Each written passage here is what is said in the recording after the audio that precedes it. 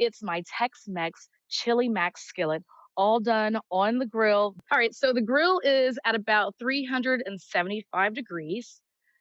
I'm gonna open it up. I have preheated my cast iron pan here, and I'm gonna start just by adding some oil.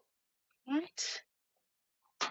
And then to that, I'm gonna add my chili powder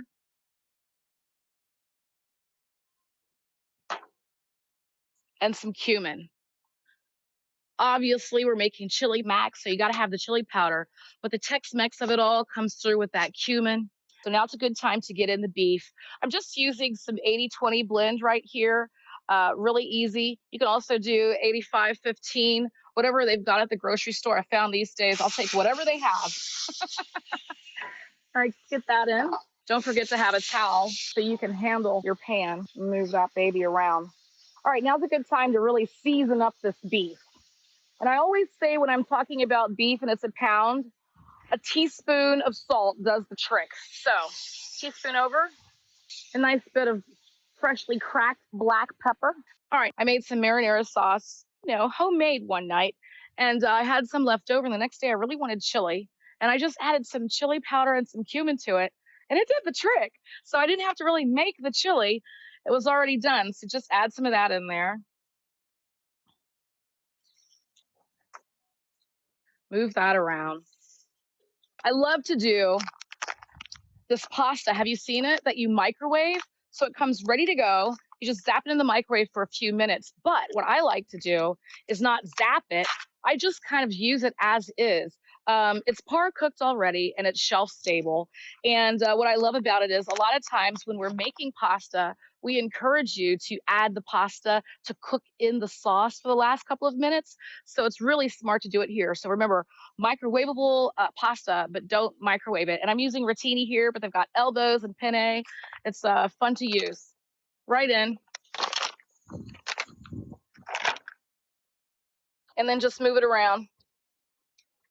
You can see it's already very limber. So just level that out and get it ready for the yummy topping. Cheese. Now, because this is Tex-Mex, I'm using a Mexican blend.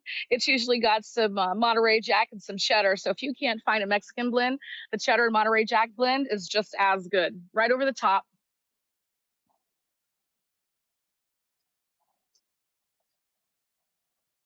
Right to the edge.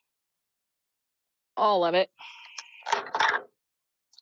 And then a little bit of curb appeal. I like to just take a couple of jalapenos, slice them up, and get them over the top.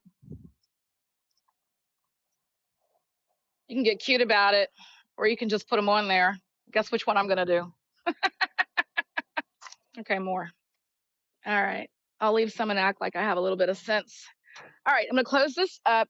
You can tell, obviously, your grill is going to go down in temperature, so give it a minute to rise back up to about 375. And then after that, probably about 10 to 15 minutes, and you're done. Time to lift it. Oh, this looks crazy. Okay. Wow. Look at that.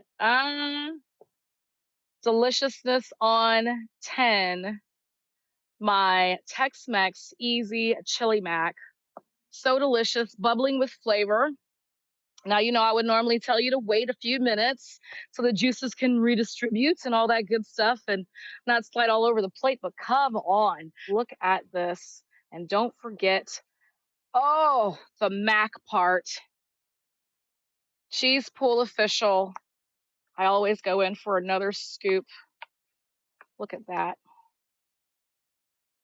Check out that ready to go for your microwave pasta too. Such a way to shorten up the process. All right, now usually it's sour cream, but I found lately in my kitchen that Greek yogurt is a great substitute. Plus it's delicious, so why not? Get some on there. Just plain whole fat. And then some scallions right over the top. Look at that. Come on, weeknight warriors. Dig in. So many shortcuts I share with you so you can get it done.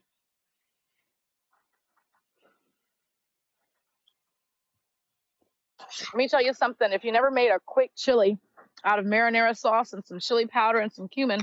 Give it a go.